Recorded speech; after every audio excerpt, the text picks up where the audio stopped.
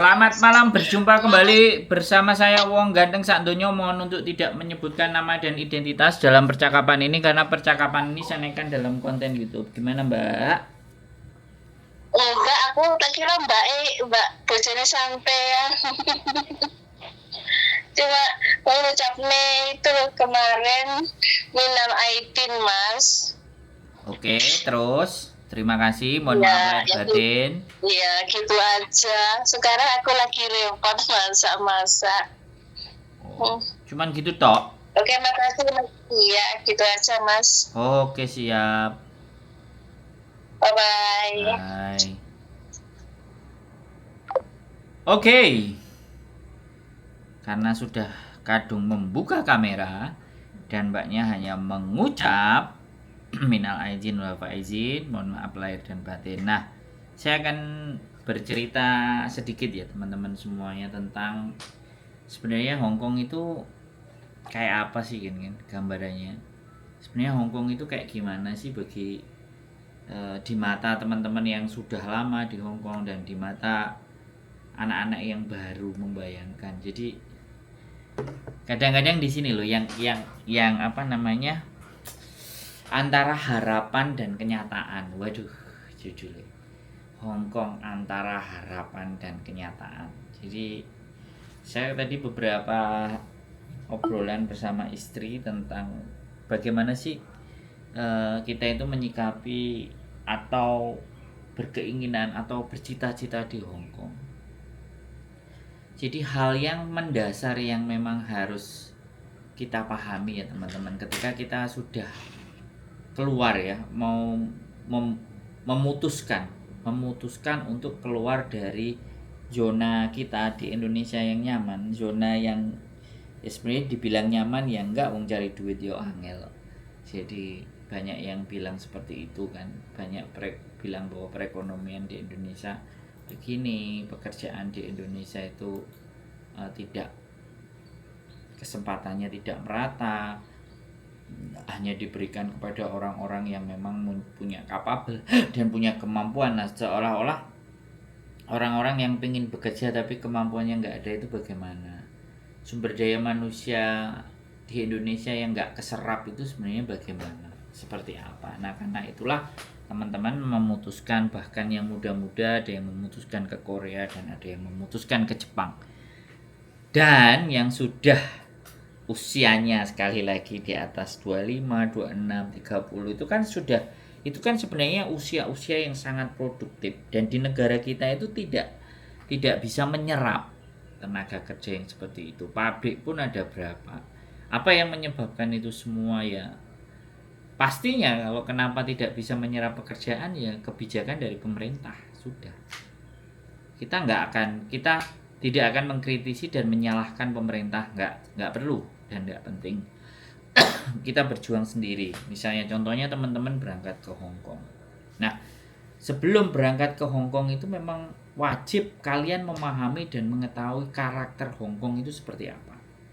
Hongkong itu kayak gimana? Bagaimana tipe manusianya? Bagaimana tipe culture-nya, budayanya? Bagaimana tipe kebiasaannya? Ya kan? Karena Hongkong ini adalah salah satu, kita anggap di Asia Tenggara adalah negara yang maju dan negara bisnis kita bicaranya, maka iklim, mindset, cara berpikir semuanya itu pasti rata-rata ya bisnis, perhitungan.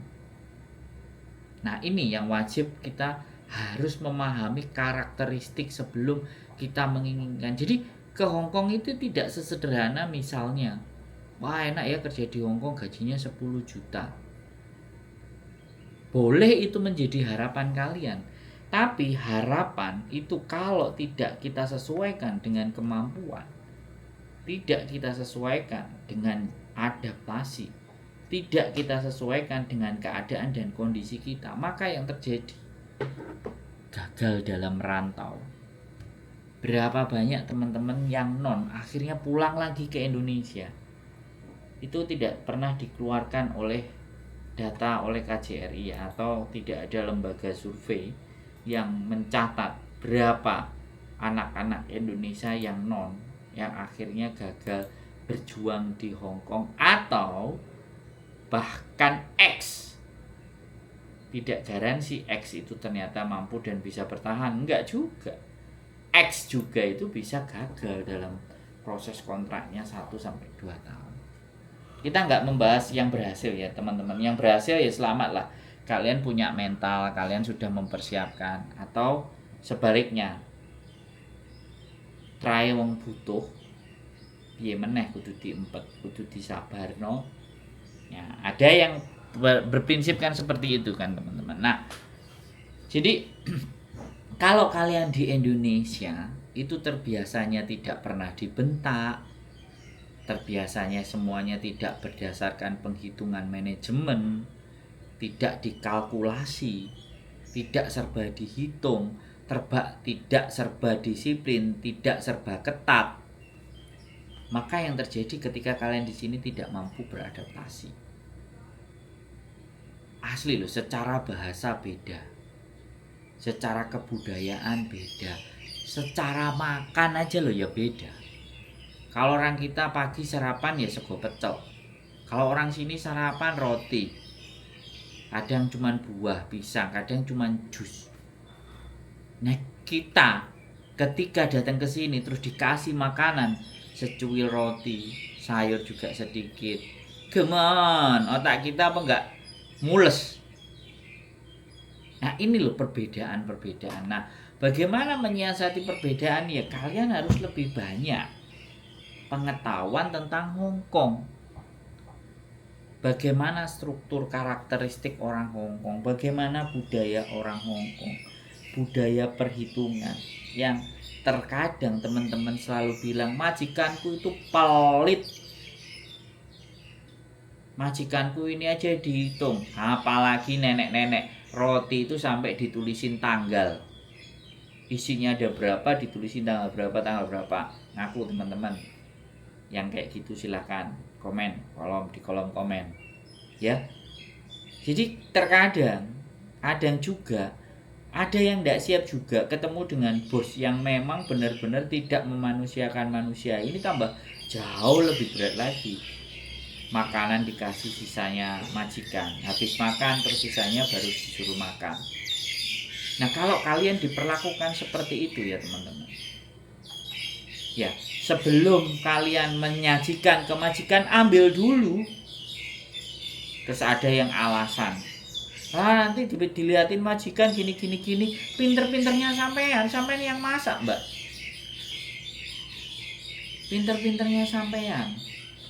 Terus yang kedua, ada yang selalu kadang-kadang datang, kerjaan lo sampai malam, sampai jam 12 malam. Ya kok iso kerjaan sampai 12 malam nggak selesai, besok harus bangun pagi. Nah bagaimana caranya menyelesaikan pekerjaan?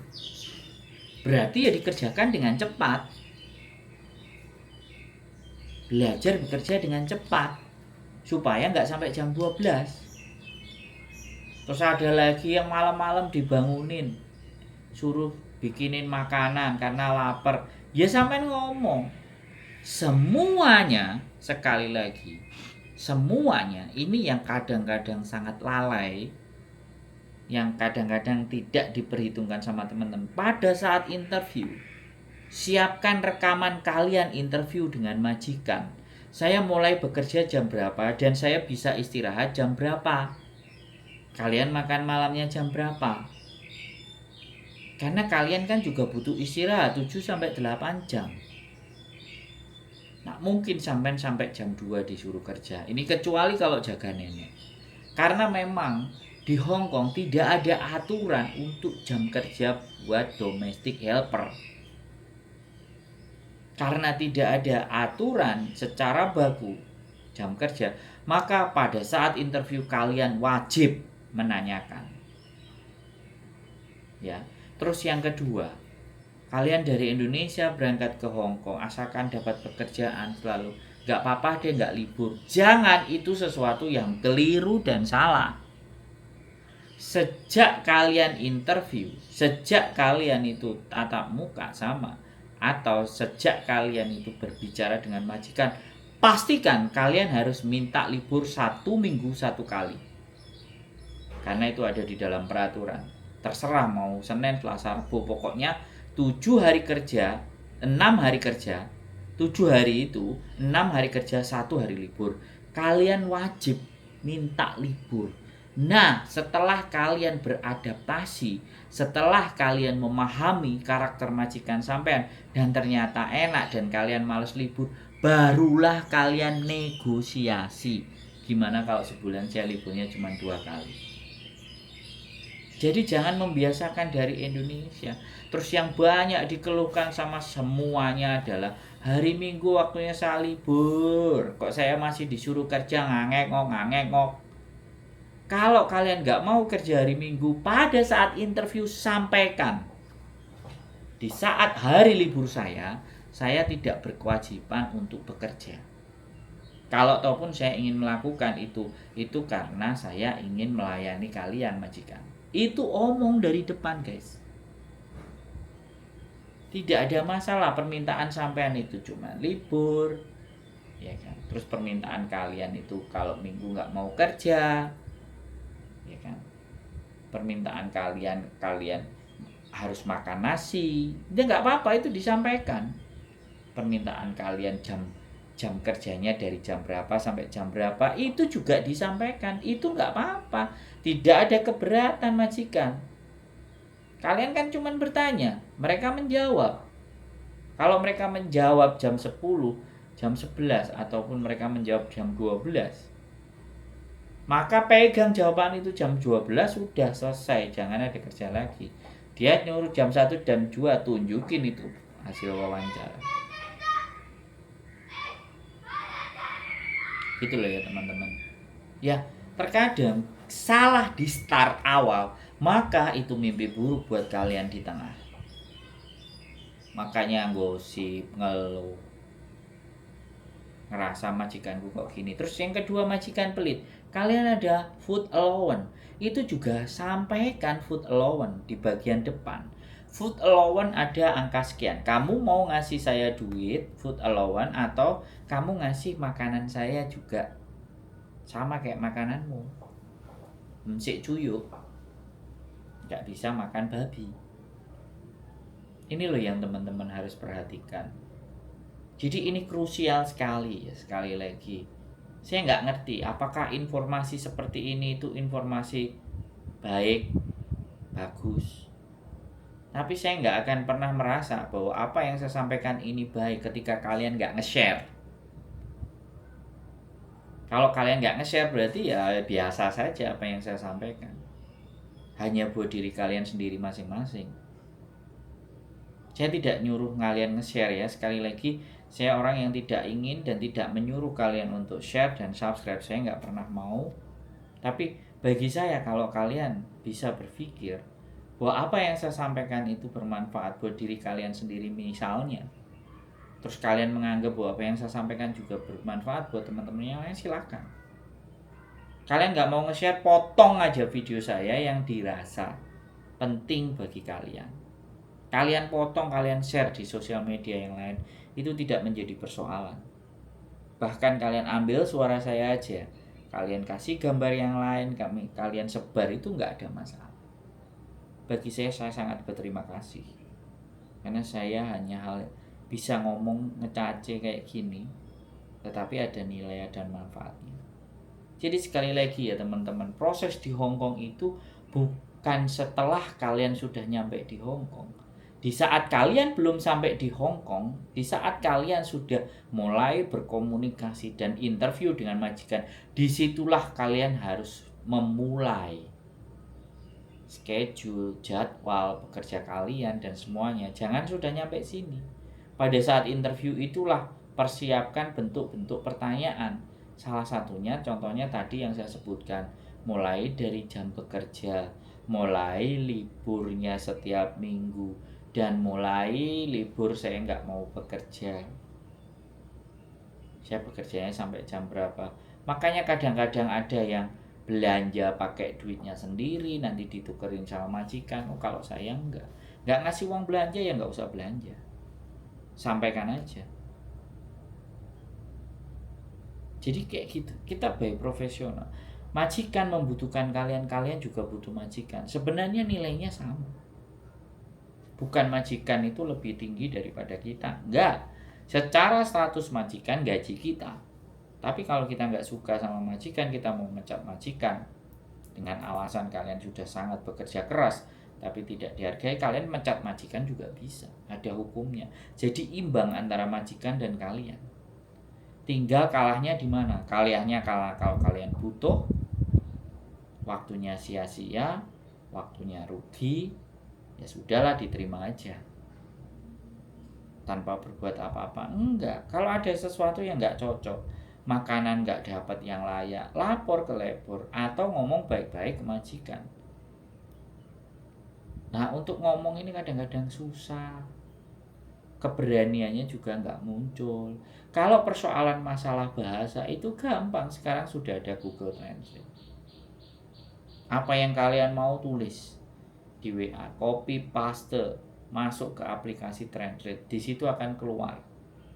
Tinggal di copy bahasa Cinanya atau bahasa Inggrisnya, copy paste, kirimkan ke WA majikan, selesai. Sederhana sekali teman-teman, tapi kadang-kadang kalian itu sudah bimbang dan meratapi, aku kok koyok ngene ya hidupku, tapi tidak berpikir bagaimana caranya keluar dari zona tersiksa.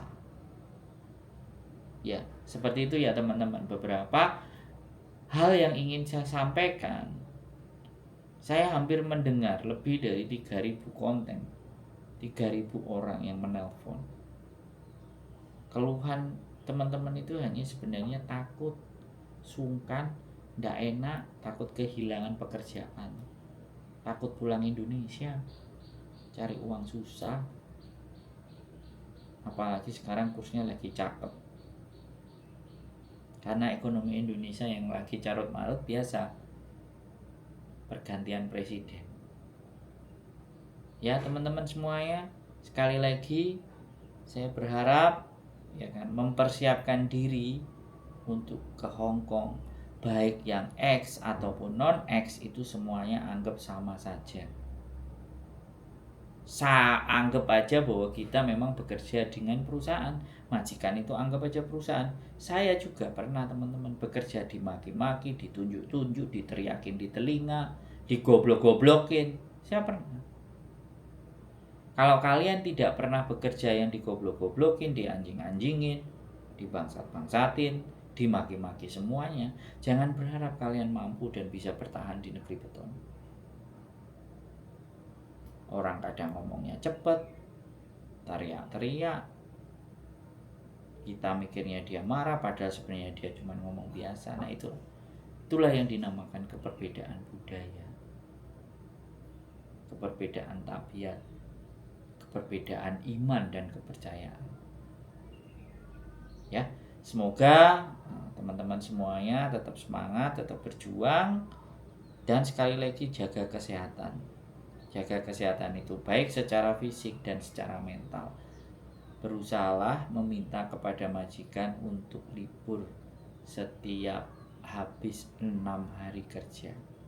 7 hari kerja fungsinya, 6 bekerja, 1 harinya kalian libur untuk merefresh otak teman-teman, merefresh mental kalian, beristirahat, bercengkrama dengan teman sejawat. Ya, itu aja dari saya. Keep stay tune my YouTube channel and see you next video. Bye bye.